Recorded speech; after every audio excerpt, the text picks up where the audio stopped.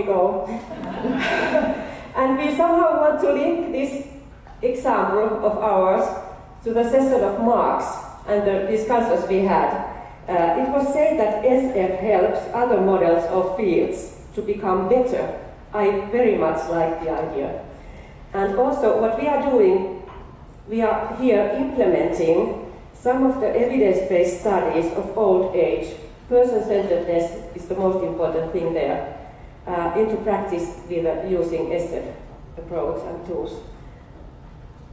Yeah, 2 years ago, our colleague, who is expert in scientific study of old age, different aspects of aging, asked us to co-create a training program with her for professionals working in the area of home care and nursing home. I mean, for those professionals working with old people. And she had heard us talking about solution-focused work and thought there might be something there linking her ideas or her studies and studies of old age with SF. Yes. I don't know if you have this problem in your countries, but in Finland this is a very hot topic at the moment, how to treat old persons and how to make the care better. There's this ongoing debates on lacking of resources and how to make it all better. And we work in the field of continuing education, so it's actually one of our aims to link research into practice, and that's what we are talking about now. We just want to mention that we are now professionals of old age, but our colleague is, and that is a trial to make use of this collaboration. So to start with, we'd like you to think, how would you like to be treated or cared when old if you needed somebody else's help? I guess you don't need too many seconds to think about it. It's evident. You want you to be you, your normal you, as a normal adult, as you are now. You'd like your autonomy to be taken into consideration. But unfortunately, that doesn't always happen. Experts think that they know better, or services make them think that they have to offer certain services, and somehow the person might be lost in that. And far too often, it seems that the focus is on quality of care instead of quality of good life.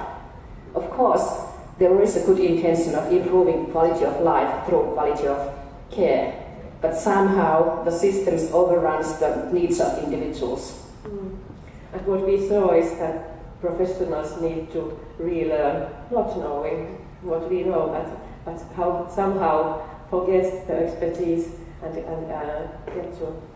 get the insights of themselves better.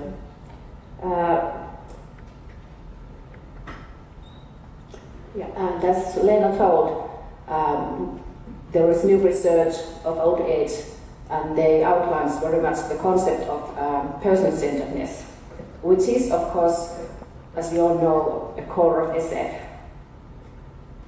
Every case is different, every person is different, we know it. And change starts to happen when we see things differently. What kind of rules we have? Who is allowed to go to the kitchen? Is kitchen open for everyone?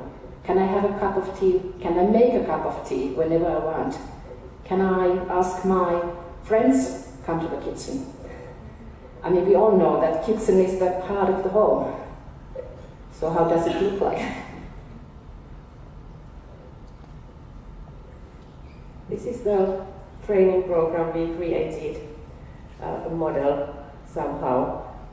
Evidence-based best practices say that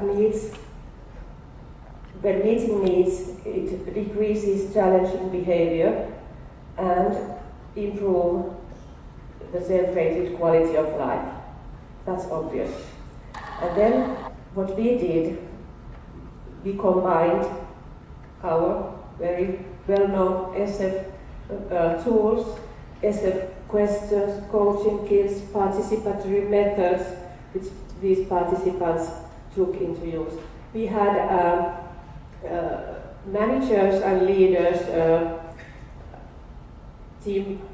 Head head of teams, and they participated quite a long process actually, 5 two-day workshops, and in between the workshops they did many experiments. We nudged them a little bit to do things differently. Sometimes what people need is the license to act differently. So they realized that, okay, there are many ways to participate in my team, to make things happen, to plan together, and how to also treat those persons and their relatives. All this happened little by little. And also they exchanged experiences and ideas in peer groups between the workshops. So it was a long process with multifaceted things happening, many things happening. And in addition to SF, we also included some things about positive psychology, which we found useful. We were talking about how to enhance positive emotions and why it matters, why is it important, and how to make it. And mindset was one of the topics we found, and the participants found very useful.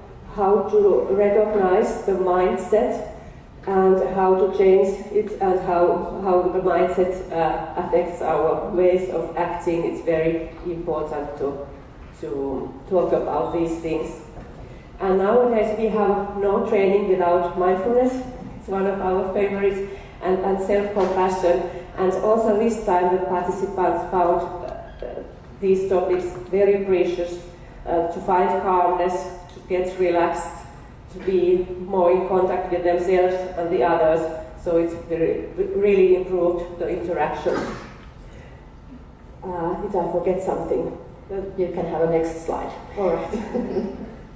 It's actually the last one already. Yeah, and here are some insights of participants. Words matter. It makes a big difference. Do I go to work or do I go to an old person's home? Am I visiting home or going to work? Someone told. Someone said I learned to coach even myself. When in a difficult situation, I ask myself instead questions, and it keeps me going. We found that very nice. Mindfulness and self-compassion helps to create caring connections. I think that's one of the most important things. Yeah. So these insights, very delighted. Yeah. Okay. Thank you.